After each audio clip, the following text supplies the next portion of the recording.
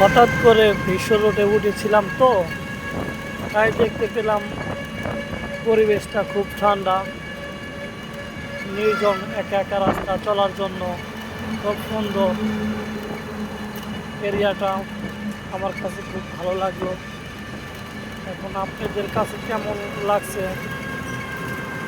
সবাই কমেন্ট করে বলবেন।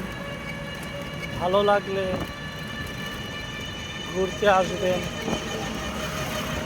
আমার কাছে খুব ভালো লাগছে। আপনাদের কাছে কেমন লাগছে জানাবেন। ধন্যবাদ।